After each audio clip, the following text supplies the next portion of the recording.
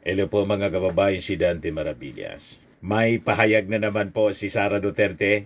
Presumably, reaction niya ito doon sa final na plunder case. Plunder, malversation, graft and bribery ng mga civil society groups in church laban po sa kanya in relation sa paggastos. Maling paggastos mga kababayan ng 612 point something. Basta 612 million confidential funds. And yung in-execute na affidavit mga kababayan ng kanyang alleged ex-bagman na si Ramil Lagunoy Madriaga. Pero sa kanyang pahayag ngayon, wala man siyang minimension na ito'y patungkol doon sa either yung plunder case na final ng civil society groups or itong affidavit na in-execute ng kanyang dating bagman. Wala siyang minention.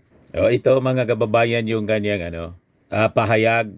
Publish ng page na may pangalan na Rody Duterte. 1 hour ago pa lang po, December 13, 2025. Sabi diyan, mga kababayan, last year, the House Committee on Good Government and Public Accountability launched a full-blown fishing expedition, searching for anything that could be twisted into grounds for impeachment. First paragraph pa lang mga kababayan, supply na. Anong sinasabi po ninyong fishing expedition? Ginawa yung investigasyon po kasi may sumingaw na baho na discover ng Commission on Audit yung mali na paggastos ng confidential funds. Nauna, ang sabi 19 days yung paggastos. Na-discovery po, 11 days pala. 125 million spent in 11 days. Kung walang sumingaw, may sumingaw eh. O diba? Pag may sumingaw, kailangang hanapin kung saan galing yung baho. Alangan man pabayaan mong may sumingaw, aamoy-amoyin mo na lang. Hindi mo titingnan kung saan galing yung baho. O na-discover yung baho, mga kababayan, galing kay Piatos. O diba? Hanggang ngayon di pa makilala kung sino talaga si Piatos. Huwag tayong naniniwala dito sa mga depensa ni Sara Duterte. Through press statement po, kailangan gawin niya ang kanyang pagpapaliwanag sa proper forum. Nireklamo siya ngayon sa ombudsman. Sa ombudsman siya magpaliwanag, hindi sa media. Tama po mga kababayan? But anyway, ituloy natin yung basa. Sara Duterte, syukran. Walang katapusan na syukran. Sige lang ang syukran mga kababayan niya. At walang mga specifics na binabanggit siya sa kanyang mga statements. Generalization lang po. And tingin natin, yung abogado naman niya po yung gumawa nito. Kasi si Sara Duterte busy doon sa dahig. Ayan sige pa interview sa kanyang mga minions na mga vloggers po. Gustong-gusto naman ng mga vloggers na interviewin si Sara kasi doon sila kumikita sa revenues. O diba? Kada interview kay Sara, may pumapasok na revenues in dollar. Gamitan lang po, mga kababayan talaga. Wala silang kung kasinungalingan yung pinagsasabi ni Sara. Ang importante, yung revenues pumapasok po sa YouTube. Wala tayong ganon, mga kababayan. Hindi pwede na revenues lang, mga kababayan. Importante yung katotohanan. Kaya yung ating ginagawa. Kaya tayo mga kababayan, kahit sabihin pa, tingnan mo niya Mr. Maravillas, kukunti na lang yung nagre-react sa channel mo. Wala tayong pakidoon. Ang sa atin po ay magpalaganap ng katotohanan. Di ba po? Yun ang ating misyon. Bilang isang journalist mga kababayan na naging vlogger ngayon, ang misyon natin, maging consistent tayo sa paghahanap ng katotohanan. Hindi Yung pera-pera lang. Tama ba? Wala tayong ganun po. Kahit hindi kayo manood, magsasabi pa rin tayo ng totoo. And we will be judged by by history. Mga kababayan, tayo consistent tayo sa ganon. Kasi viral nga yung video mo, fake news ka naman. Clickbait lang po. Ang mga ganyan pong uri ng vlogging, panandalian lang yan. Di ba po? Tingnan ninyo yung mga sinungaling. O di ba unti-unting nasusunog? Nakita ko noon mga kababayan, yung sikat yung mag-vlog kay Bantag, kay General Bantag. Lahat nagba-vlog in support ni General Bantag. Nasaan na kayo ngayon? Di ba natunaw? Hindi pwede gano'n ang uri ng vlogging. Mga kababayan, tayo seasoned journalist tayo mga kababayan. Nandito tayo sa industry for almost, hindi nga almost, 40 years. 40 years na tayo sa ganitong profesyon. Hindi natin pwedeng isakripisyo yung katotohanan in exchange ng pagiging viral.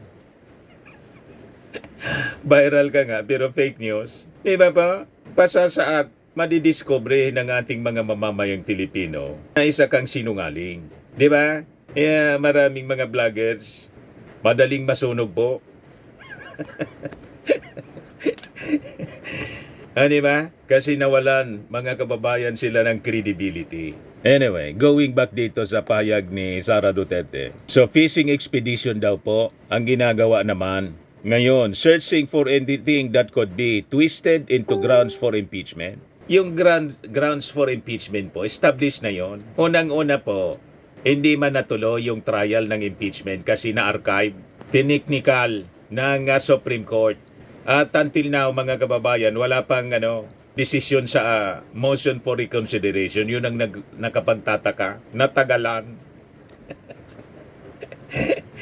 Aabuti na mga kababayan ng paglapse ng 1-year ban. Kaya ang gagawin na lang po ng Congress, sa members of the Congress, magre-refile po ng impeachment. At malamang sa pag-refile nila, yung 7 articles of impeachment, ganon pa rin yun. Or baka, madagdagan yung grounds of impeachment mga kababayan, may amendment doon na introduce sila with the recent development na nag-execute ng affidavit po si Madriaga.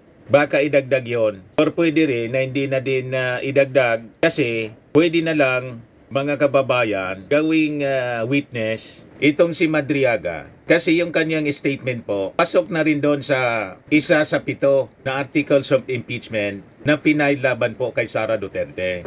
Di ba? Yung graft in corruption. Pasok na doon eh. So sabi niya dito, then came the revelation that signatures for my impeachment were being courted in exchange for budget allocations. Several lawmakers themselves recently confirmed how the constitutional process was being cheapened and reduced to a marketplace. Mag-mention ka ng mga pangalan kung sino para makapag-react. Hindi yung general statement lang po. Laging ganun po yung ginagawa ni Sara Duterte na isang malinaw na black propaganda lang. Di ba? Pag ganyan po, walang mga specifics siya na mga binabanggit. Generalizations lang, oh. Pakita ka ng mga signatures na sinasabi po ninyo na nagsasabing pumirma in exchange sa budget allocations. Sino-sino na mga congressmen para makapag-react naman? Di ba? Mag-mention ka ng mga pangalan ng mga congressmen. Sino sila na pumirma ng impeachment in exchange of budget allocation? Para yung congressmen na minimension po ninyo, makapag-react. Hindi yung general statement. Mahilig kayo sa ganyan eh. Sabi niya dito sa kanyang statement, another fishing expedition is now being launched as they scramble to weaponize any accusation they can manufacture just to create a semblance of procedural legitimacy for an investigation. May nakitang usok po. Pag may usok, may apoy. At yung apoy, kailangang maapula. Ma-identify kung saan galing yung usok. Diba? Alangan man nakitaan ng diferensya pagkatapos ignore kasi ang sangkot kayo. At pag kayo, sasabihin lang ninyo na politika at tinaharang yung inyong ambisyon na maging presidente sa 2028. Di ba? Eh, sabi lagi ng mga DDS, yung Duterte daw, si Sara, lagi daw tinatarget ever since. Nag-react tuloy si Shilo Magno. Sabi ni Professor Shilo Magno, excuse me, hindi pa siya niya napapanagot ever since. Manong laging tinatarget ever since na hindi pa man siya napapanagot kasi iwas pusit palagi. Tama. Yan sabi niya, no? Tinatarget lang daw si Sara at mga Duterte ever since. Excuse me, hindi pa sila napapanagot ever since, sabi ni Shilo Magno. Tama. Paanong tinatarget palagi? Hindi pa nga napapanagot? Kasi laging umiiwas po sila. Ang tao po, pag laging umiiwas sa investigasyon, ang ibig sabihin yan, may tinatago. Tama ba? Nakita ninyo yung pamilya Marcos? Never pong umiiwas sa investigasyon sa mga kaso. Inarap nila hanggang sa madismiss yung mga kaso laban sa kanila. Yan ang totoong walang tinatago. Mamaya ipakita ko sa inyo yung mga dismissal ng mga kaso. More than 900 cases filed laban sa mga Marcoses. Inarap nila frontally, mga kababayan. Hindi tulad ng ginagawa ng mga Duterte. Laging umiiwas sa investigasyon. Ito, another fishing expedition daw, just to create a semblance of procedural legitimacy for an investigation. Iniikayat ko ang aking mga kababayan na maging mapanuri at huwag basta magpadala sa mga paninira. Hindi ito tungkol sa paghanap ng katotohanan. Ito ay tungkol sa pagtakip ng nakawan sa kabanang bayan na hanggang ngayon ay walang nananagot. Yun mismo yung ginagawa po ninyo, pagtakip. At kayo mismo hindi pa napapanagot kasi umiiwas kayo sa investigasyon. Binabaliktad ninyo ang kwento. Di ba po? Ang gustong palabasin mga kababayan ni Sara Duterte, ang dapat imbestigahan yung ating Pangulo at si Martin Romualdez kasi. Nagpaimbestiga na po si Martin Romualdez sa ICI. Ang hindi umarap sa ICI nang imbitahan po yung kapatid ninyong si Polong. Yan ang malinaw na una nang naghamon. Nahaharap daw siya kahit sa ang investigasyon. Nang imbitay ng ICI, ayon, hindi daw siya magpapabudol. At hindi daw sakop ng executive yung legislative member na tulad niya.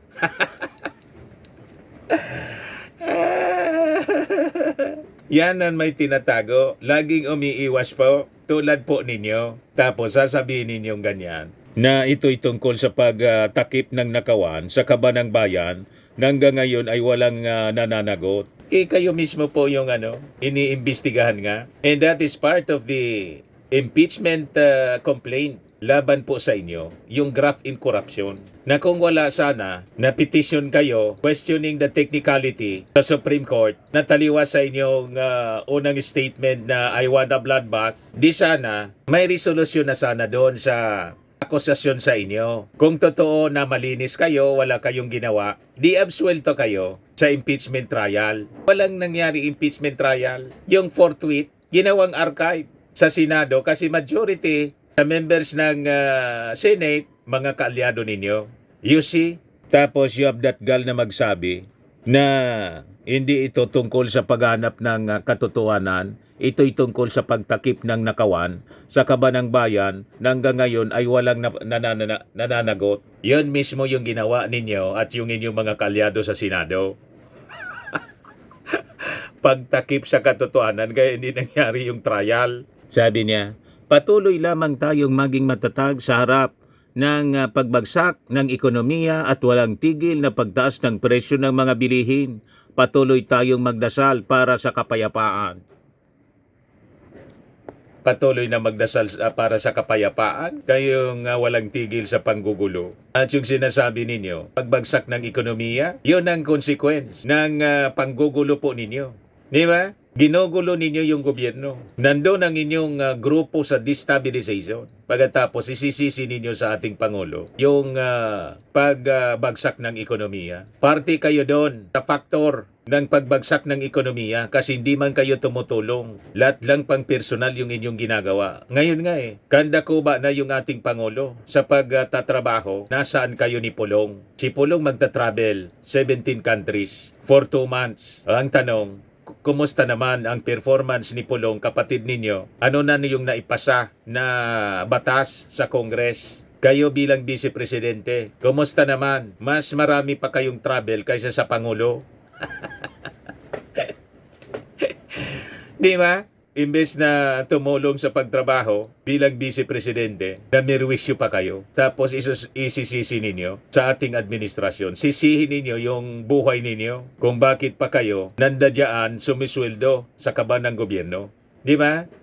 Sabi pa niya, rest assured that the Office of the Vice President will continue to deliver efficient, accessible, and responsible public service for the good of all Filipinos. Syukran. Lahat baliktad. Wala mang nangyayaring ganon. Wala mang kayong ginagawang ganon. And ngayon nga, nandun na naman kayo sa dahig para sa inyong tatay. Ngayon si Sara, pakinggan natin yung kanyang sinasabi. Binuking na naman yung kalagayan ng mental condition, health condition ng kanyang tatay. Lumalabas talaga na hindi man totoo yung unang mga pinapakalat nila na unfit for trial kasi malinaw po yung pag-iisip ng kanyang tatay. Kinote pa niya yung mga sinabi sa kanya nang magkita sila, nang bumisita siya doon sa detention cell ng kanyang tatay sa ICC.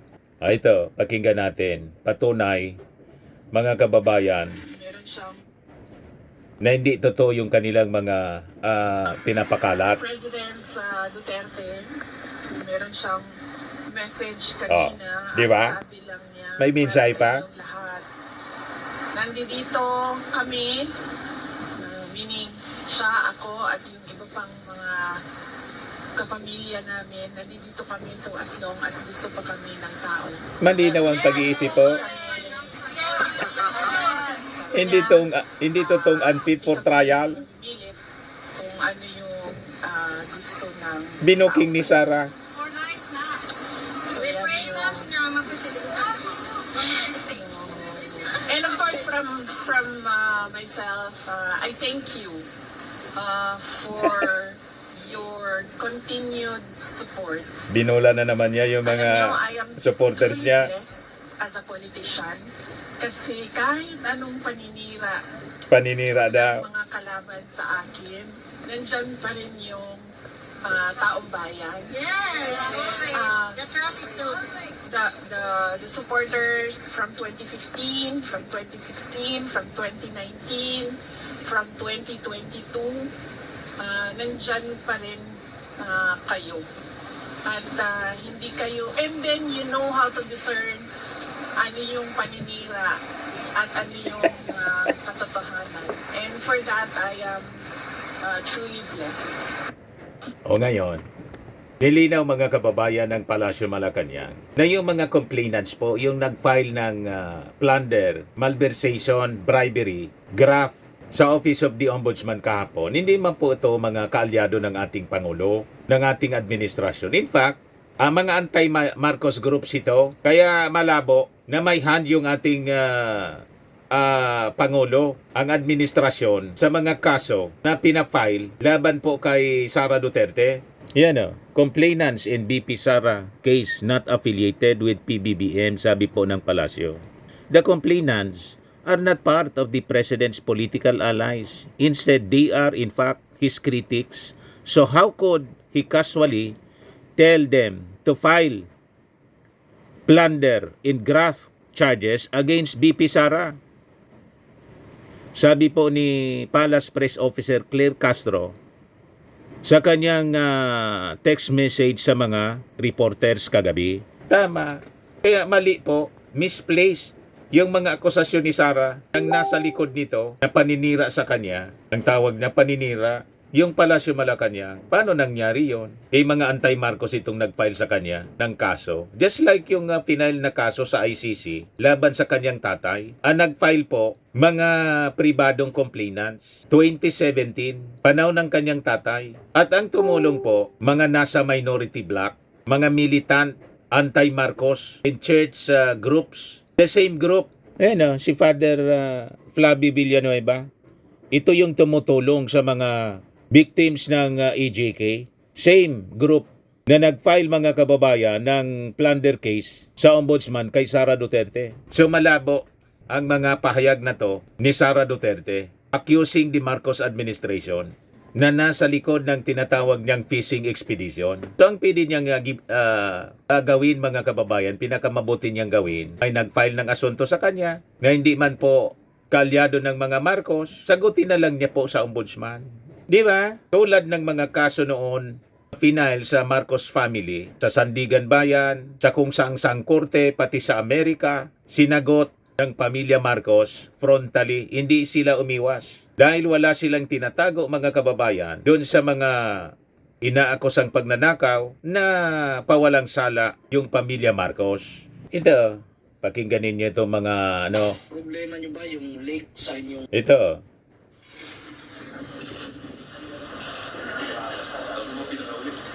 Yung binabasahan na ng promulgation.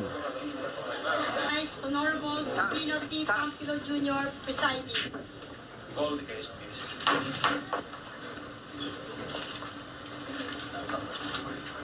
The accused Imelda Romualdez Marcos and Hector T. Rivera are hereby acquitted on the ground of reasonable doubt. Di ba? Hinarap nila frontally, walang pag-iwas. Hanggang sila ma-acquit. Yan ang walang tinatago, walang ninakaw. Hospital of the country. Of course, I thank the Lord to relieve me again of 32 cases 32 cases. that will subtract from the 901 cases 901 that was cases. filed by Cory Aquino against the Marcoses. But we're asking, well, I'm still alive. We terminate all these cases so that I can fulfill my dream for my country and my people. O di ba? Yan ang walang tinatago, hindi umiiwas po sa kaso. Kaya dapat si Sara, kung nawala siyang tinatago, pati yung kanyang mga bank accounts. Mali-mali itong statement po ng kanyang mga defenders na mga social media influencers. Ito, sabi kasi ni Shilo Magno, importante yan to open BP Duterte bank accounts kasi diyan mo makikita yung flow of money. Yan ang mag-establish ng kasong plunder. Paano siya nakikinabang sa mga pondo na dumaloy sa bank accounts ni BP Sara Duterte? Yan po yung sabi ni ex-finance undersecretary Shilo Magno kahapon sa pag-file ng plunder case sa ombudsman laban kay Sara Duterte. Ngayon, argumento, depensa ni Sas Ragonda, Mr. Sas Rugando Sasot. So girl, let me get the logic. You don't know yet na may ninakaw. Nagbabakasakali lang kayo na may ninakaw at ito ay nasa bank account ng inaakusahan ninyong magnanakaw. Pero bes, sinong tangang magnanakaw ang maglalagay ng ninakaw niyang pera sa bank account niya? I mean, seriously, either magnanakaw is that stupid or you are that stupid, sabi ni Mr. Sasurugando Sasot. So kung yun naman pala yung paniwala ninyo, confident kayong walang ninakaw si Sara. So dapat, confident kayo na buksan ang kanyang bank account kasi wala mang makikita doon, mapapahiya yung mga accuser ni Sara Duterte. Di ba dapat yun ang gawin ninyo? Di ba? Gusto ninyong ipahiya ang mga accuser ni Sara at ni Digong. Lalo dapat na matuwa kayo sa gustong mangyari ng kanyang mga accuser na pabuksan yung bank account para mapatunayan na mali ang kanilang mga hinala. Di ba mas maganda yung ganon? Ganon ang ginawa mga kababayan ng mga Marcoses. And in fact, mali yung sinasabing hidden wealth. Walang hidden wealth yung mga Marcos. In-announce nga ni Imelda Marcos kay Mel Chanco sa kanyang interview. Kinoriksyonan pa nga si Mel Chanco tungkol sa mga bank accounts. Kung magkano. Gusto niyo marinig, makita yung interview. O i-reply ko po sa inyo. Ayan o. Nagpa-interview si Imelda Marcos with Mel Chanco. Kinoriksyonan pa. Kasi hindi mabasa kung magkano yung deposit, mga kababayan, na yaman ng pamilya Marcos. Hindi kayang basahin ni Mel Chanco. Sa dami ng yaman ng mga Marcos. Nagpa-interview siya para ihayag sa buong mundo kung magkano ang kanilang kayamanan na sinasabing ilgaten. Hindi niya ito ilgaten. Ito, mga dokumento, tingnan mo. Buong kwarto, punong-puno ng dokumento, mga kababayan, na pag-aari nila yung yaman. Hindi ninakaw. Kami niya yung pinagnakawan. Sabi ni Imelda, pinagnakawan ng gobyerno ni Cory Aquino. Ay, ito. Documents of the trial of the century. Documents niya of the trial of the century, sabi ni Imelda. 170 banks that Marcos deposited. 170 banks ang deposito. 350,000 documents. 350,000 documents. Ayan o, all of that. Tinuturo niya, yan o. All the mines, all the banks. All the banks 170 of the banks. world. Banks in the world. Hindi lang dito sa Pilipinas. And these are all U.S. government exhibits. All of this. All of this. To show you the bill of lading. The bill of lading sa niya. $40 million. Oh my goodness. Is it million? Billion? Billion? Billion? $40 million sa niya. Billion? Kinoriksyonan, hindi niya million, billion, dollars. $40 billion. Started at all of this. Barangko. 2,900 hectares that greenfields, Alabang. That's all ours. Meralco sa kanila. I was going to build a satellite city for the poor. So, we are not the thieves. These are the people.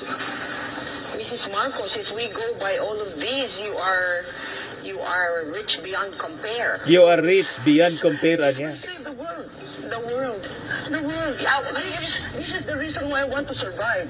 And it's not Kaya for gusto ko me. niyang mabuhay pa ng Mrs. mahaba. Marcos, are you saying you're open to giving some? Alam ba ninyo, mga kababayan, kami ni Mrs. in-invite ni Mrs. Imelda Romualdez Marcos. Ikwento ko sa inyo. Before pang kumandidato sa pagkapangulo, kaya lagi kaming nagkikita ni Ma'am Beth De Leon, yung assistant secretary ng DILG. Naging kaibigan ko po. Tumawag kasi sa akin. Si Mrs. Imelda Romualdez Marcos kasi, personal assistant itong si ASEC Beth De Leon. Kaya pag pumunta kaming Maynila, tinitext ko lang yon at nagkakapi-kapi kami. Yon ang nag-invite sa akin. Kasi gusto daw magpasalamat si Mrs. Imelda Romualdez Marcos sa akin. Nanonood daw sa aking vlogging. Niyaya kami ni Mrs. Mag-dinner po. Pero hindi si Mrs. Imelda Romualdez Marcos kasi mahina niya yung nakipagkita sa akin, kundi yung kapatid niyang bunso. Kaya lang patay na ngayon para lang magpasalamat. Ganon kabait si Mrs. Imelda Romualdez Marcos. At baka ngayon, hello ma'am, nanonood pa rin sa atin. Ikaw niya, Mr. Maravillas. Nireplay mo pa yung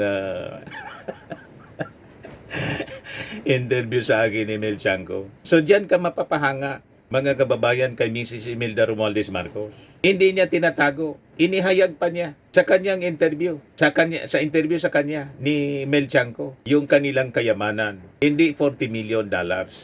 40 billion na niya. You see? Bakit confident na reveal? Kasi nga, hindi nakaw. Yun ang dapat gawin ni Sara, gayahin ni Sara Duterte. Kung hindi nakaw yung mga bank deposits po ninyo, bakit hindi ninyo ipakita? Yan ang challenge. Kung wala kayong tinatago, walang kasalanan, bakit hindi ninyo harapin frontally tulad ng ginawa ng Marcos family? Inarap nila lahat ng kaso, 900 plus cases all throughout the world. Inarap nila dahil wala silang kasalanan, ayon, lahat mga kababayan na-dismiss, binasura. So dapat ganun din ka-confident si Sara Duterte. Hindi yung puro iwas yung kanyang ginagawa in deflection and propaganda tulad ng kanyang ginagawa sa ngayon. Pati ng kanyang mga influencers. Yan o. Pero sinong tangang magnanakaw ang maglalagay ng ninakaw niya na pera sa bank account niya? I mean, seriously, either magnanakaw is that stupid or you are that stupid. Yun naman pala yung paniwala ninyo. More na dapat kayo ang mag-welcome. Welcome dapat ni Sara ang investigation. Kasi wala daw siyang ninakaw. Ang walang ninanakaw, mga kababayan, dapat tiwala, confident to face all the accusations. At buksan ang bank account tulad ng ginawa ng Marcos family ni Imelda Marcos, pinasili pa mismo kay Mel Tiangco yung lahat ng mga documents ng mga deposits sa mga bangko sa buong mundo. Matindi, mga kababayan. Yan o. The trial of the century. Pinakita niya yung documents o. 350,000 documents. 350,000 documents. All of that. All of that. All the mines. All the banks. All the banks in the world. 170 banks all throughout the world. Ipakita ni Sara Duterte ang lahat yung mga bank deposits all throughout the world kung mayroon din siya. Baka niya, Mr. Maravillas, yun ang dahilan kung bakit umiikot si Pulong sa 17 countries. Hindi natin alam kung ano yung purpose niya. 2 beses na. Last year at ngayon naman po. 17 countries. Last year, 16 countries yata. Ngayon, 17 countries. Di ba, mga kababayan? Kaya duda po yung si AK Party List Antonio Tinio. Congressman ba anya siya o Miss Universe? Nag-iikotan niya sa buong mundo. Basahin natin yung mga reactions dito sa ating Life with Dan TM channel. Tama talaga ang saying na evil destroyed itself. Sabi ni Kiko, sabi ni Bida Carduna, di man siya ma-impeach, makulong sana habang buhay. Sabi ni Martina, I agree, hindi natutulog ang Panginoong Diyos. Sabi ni Mendy Bataring, deserve ni Inday Lustayan. Sabi ni Top Gun, di matanggap ng mga DDS talaga. Talaga daw kinakasuhan mga Duterte para mawala ng malakas na kandidato sa 2028. Ganyan sila katanga. Kahit tad-tad na ng ebidensya, bulag pa din. Sabi ni Bida Carduna, Merisina sa mapanirang BP, walang ginawa kundi ang siraan ang administrasyon at ng Pangulo, makulong sana ang Saratanas. Sabi ni Jeffrey Balasbas, sa wakas, maguguho na din mundo ng mga didilis. Sabi ni Joe Dinojales, paano na masisave ang Queen niyan, gatambak ang papeles ng ebidensya sa maraming kaso. Sabi ni Rosemary Liacona, sana mapadali na yan. Sabi ni Malan Network, Danir is the end is near siguro. Danir is end. The end is near. Dami pwede ikaso kay Sara. Sabi ni Chadri daw. Sabi ni Evangeline, God is good, Sir Dan TM. Makukulong na ang pusit at mga katiwalayan ng bayan. Thank you, sir, for the update.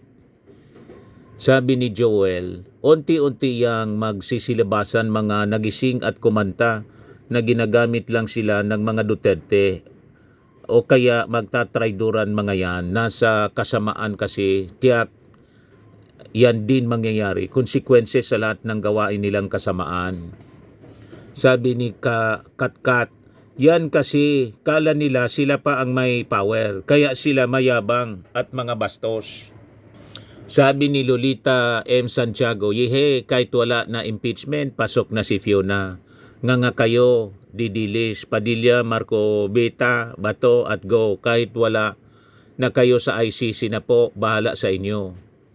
Sabi ni Gary Lirasan, sana tuloy-tuloy na yan, pati yung mga bagong aligasyon kay Sara para matapos na ang kaguluhan sa bansa at mapanagot na si Inday Lustay sa lahat ng mga kasalanan niya sa bayan, pati yung mga kasabwat niya. Sabi ni Divensky, ang daming kasalanan sa batas ng Lustay na yan. Sana this time mapanagot na siya. Gusto kong makulong ng habang buhay ang taong yan, perwisyo sa bansa natin. Sila ang nagpapagulo. Nakita ninyo, alam ng mga mamamayang Pilipino kung sino yung nanggugulo sa ating bansa. Tapos sasabihin ni Sara na bumabagsak daw yung ekonomiya. Ginugulo kasi ninyo. Hindi na lang kayo tumulong magtrabaho. Di ba?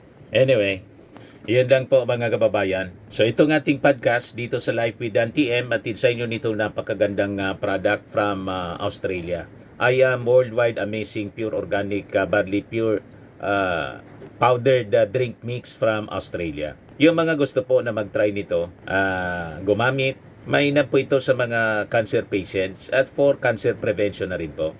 Message na lang po kayo sa amin, sa aking anak na architect entrepreneur Riz Maravillas. So lagi na ninyong tatandaan mga kababayan, sa buhay, you become what you believe. Ako po si Dante Maravillas. Bye-bye. God bless.